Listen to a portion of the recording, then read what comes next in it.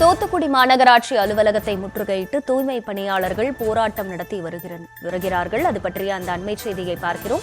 கூடுதல் விவரங்களோடு இணைகிறார் செய்தியாளர் முத்துராமன். முத்துராமன், வணக்கம். இந்த போராட்டத்திற்கான காரணம் என்ன? முழு விவரம்.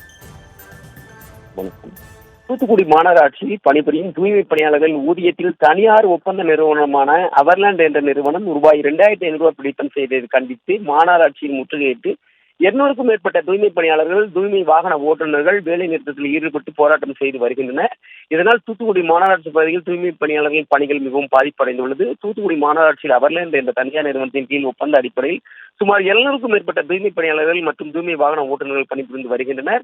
இவர்களுக்கு மாவட்ட ஆட்சியர் அறிவித்த தூய்மை பணியாளர்களுக்கு ரூபாய் 526, தூய்மை வாகன ஓட்டுநர்களுக்கு 633 ரூபாய் வழங்க வேண்டும் என்ற ஊதியத்தை இதுவரை முறையாக வழங்காமல் இழுத்தெடுத்து வருகிறது. இதன் காரணமாக அவ்வப்போது ஊதிய உயர்வை கோரிக்கையை வலியுறுத்தி ஒப்பந்த தூய்மை பணியாளர்கள், தூய்மை வாகன ஓட்டுநர்கள் போராட்டத்தில் ஈடுபட்டு வருவது குறிப்பிடத்தக்கது. இந்நிலையில் தூய்மை பணியாளர்கள் தீபாவளி போனஸாக தூய்மை பணியாளர் போராட்டத்துக்கு பின்பு போனஸாக ரூபாய் 3,000 மற்றும் 2,000 முன்பணம் சேர்த்து மொத்தம் 5,000 வழங்கப்பட்டது.